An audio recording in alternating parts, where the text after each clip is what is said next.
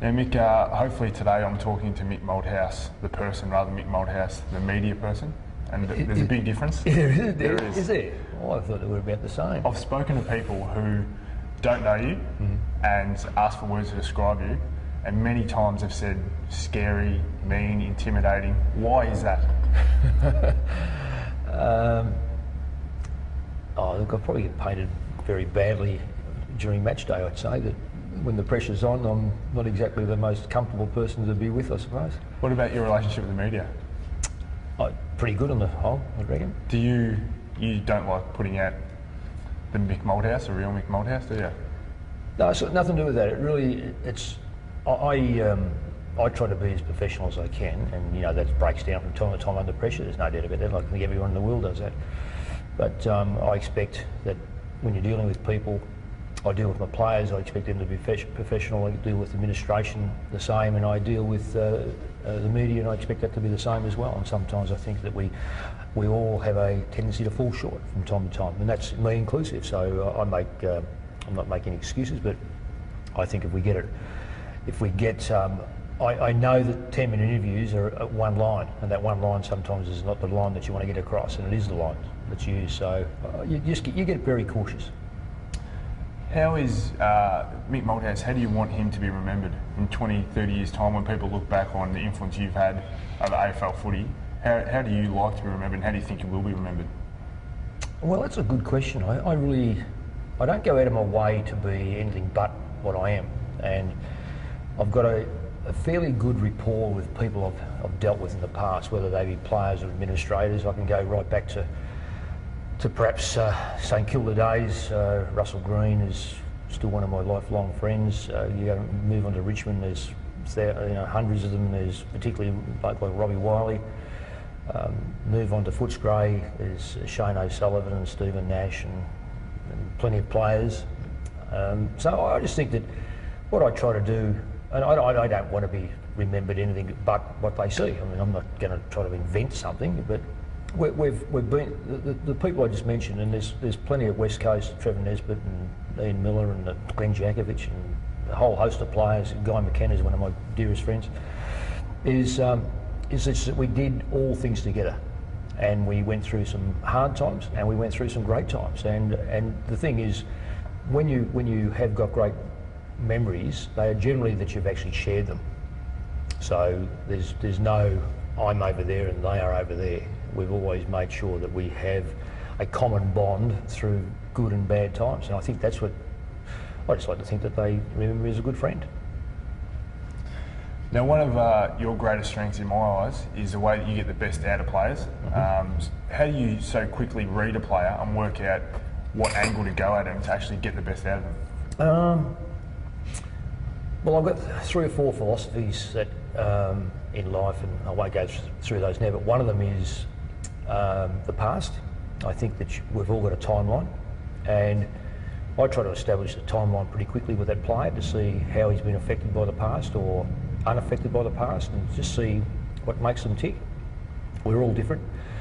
We all have things that we don't want out there, and there's things that sometimes leak from within the player that just gets out, and you just think, that kid's probably needs to be treated a bit different this way and that way, and there's no denying everyone's got a past, and I think the most important thing is to recognise the individual more so than just another kid that comes to the football club, because everyone comes with an individual approach, and they deserve to be treated accordingly. And by that I mean not positively, but you've got to give them space, and you've got to find out what makes them tick if you can. There's a lot of people that sometimes they're damn hard to get to know, but by and large I think I've worked it out reasonably well.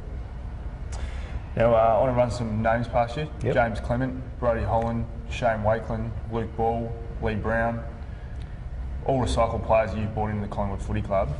How have you managed to actually turn that around for those guys who weren't probably playing their best footy at the time that you brought them into the club? Well, maybe not. I think, look, I go back a bit about that other one, is just find out a bit about their past.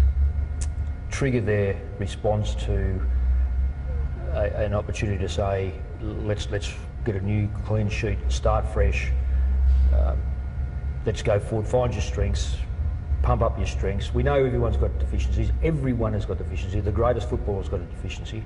It's how you camouflage that. It's how it's protected. How you make sure you don't let that drag the player down. I think attitude's got such a strong thing about it. You don't wear it as a badge of honour, but you don't want to wear it as a millstone either. That you keep getting yourself dragged down. There's a common line. There's a fine line, but it's a common line that says, we can do things together, and let's get the strength. Let me see your strengths. Yep.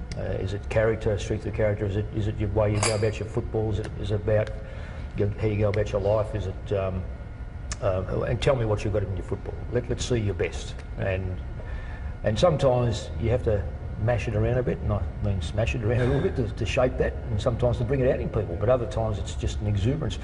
I'm not Robinson Crusoe here. There's a lot of good footballers that have changed clubs. Well, a lot of footballers have changed clubs and found a new lease of life. And there's a lot that have changed clubs and gone down the slippery dip.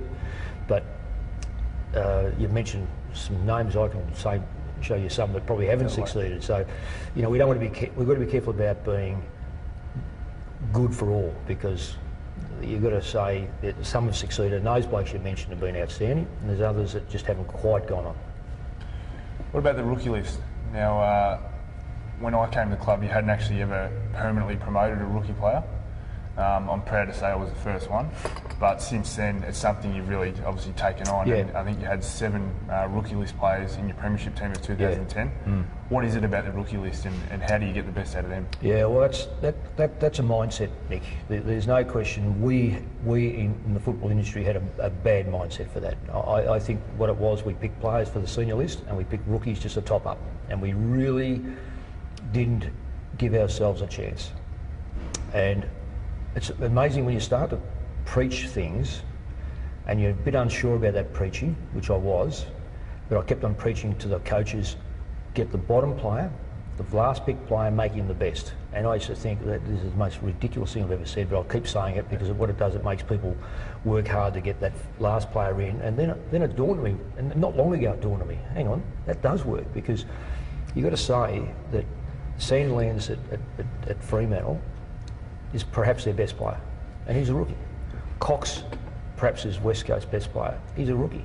Mick Maxwell's a club captain. Kirk's a club captain. Goodwin, I think I don't know whether he's a rookie or a very late pick, was club captain. So we had this mindset change because I believe you as players changed it for us, not us. So we don't want to be patting ourselves on the back here. This is a mindset of the player group coming through, and they just showed so much, and you're a typical one of it, to say, no, I'm not going to be restrained by the word rookie. I'm going to show you what I am made of. And in the end, you take a step back and you go, hang on, why are we differentiating between a rookie player and a list player? In the end, we said, now you pick your rookies to be an add-on for your player group, and you see them come through. And we've seen some fantastic players come through, as you've indicated. Yep. Now, the state of the game as it is now, you watch a lot of football. Who's someone who you think, or a couple of people who have the biggest influence on AFL football as it is to get it to where it is today? The late Alan Schwab, Jack Hamilton. I think those people from the mid-80s had a mindset that this game's got to go somewhere different, because the financial thing in Victoria was that we're killing so many clubs. There's only 3 or 4 clubs that are really viable, and they're going to dominate it, and you can't have a competition in the world that'll survive like that. So I think it'd be fair to say, in my eyes, there would have been others, but they were outstanding pioneers of the game.